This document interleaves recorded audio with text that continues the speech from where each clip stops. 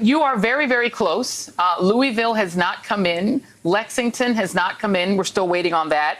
How confident are you that you're going to pull this out? Well, I'm feeling really good. I'm inspired. I'm proud of Kentucky. We have taken a stand. We have defied the odds, and we're fired up. And I know as those votes come in, they're going to be for me because I've stood beside the people that are crying out, demanding change. And you know, what we're seeing now is a moment where history, her story, their story, our story is being made.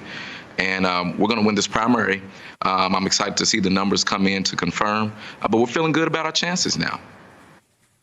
And I'm glad you said her story, because it feels like the Breonna Taylor case is really looming large over the result. I think a lot of people had presumed that Amy McGrath was going to walk away with it. And then something changed. Something happened with Breonna Taylor's killing by police. You were a part of those protests. You were out there in the street, you know, being a part of that movement. How much has that changed the way that Kentucky voters were thinking going in?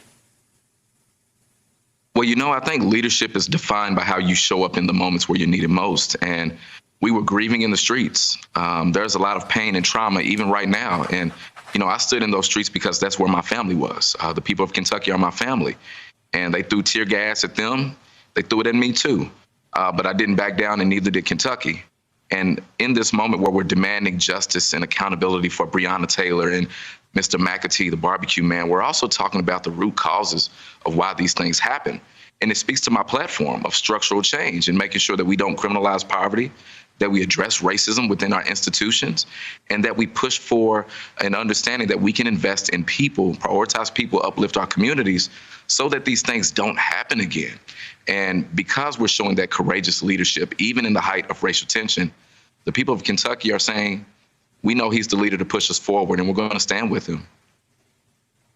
And, you know, I saw you on Twitter. A lot of people saw and were retweeting you as you were telling people to stay in line yesterday. You know, only 200 polling places when there used to be 3,000. You know, there's a lot of concern in a state like Kentucky that voter suppression is going to be a part of the mix in November. How confident are you that Kentuckians are going to have the ability to vote freely in November?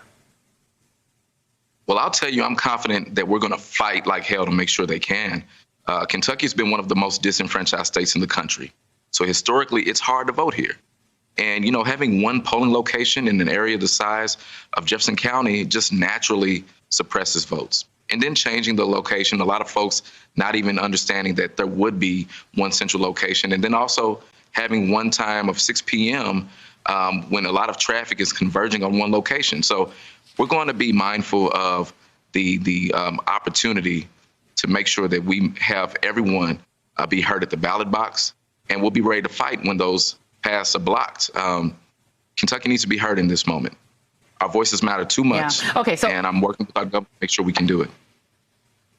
Absolutely. You're going after the guy at the top of the Senate, of the United States Senate, Mitch McConnell. Let's go through just a little bit about him. A lot of people just write off these southern states like Kentucky and say, well, a Democrat can't win there. But I will note that the governor of your state right now is a Democrat, Andy Beshear. His dad was the governor. He's a Democrat. He managed to win statewide. Andy Beshear won with 49.2% of the vote, beat Matt Bevin, who got 48.8% of the vote. Black voters, 85.7% voted for Andy Beshear. So if the black vote is motivated and mobilized, Democrats can win in Kentucky. So let's still talk about your would-be opponent if you prevail in the primary. Mitch McConnell, unpopular. His favorable ratings, 23%, unfavorable, 46%.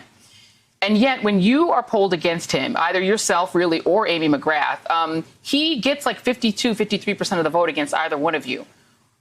How do you beat him if he's that unpopular but still manages to poll ahead? Well, Joy, when you come from a place like where I come from, the polls typically don't account for us because no one listens to us. Turnout tends to be lower in Kentucky because a lot of people have given up and they haven't felt like it made a difference. That's why our campaign is so important, because we're inspiring people to believe that things can actually be different, that this is bigger than beating him, that is for us.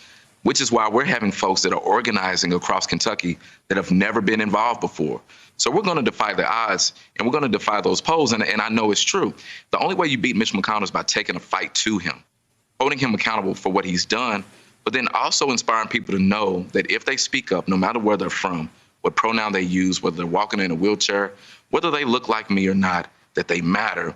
We'll build the movement that money can't beat, that Mitch McConnell's corruption can't stop, and we'll win this. And there is nothing Mitch can do about it.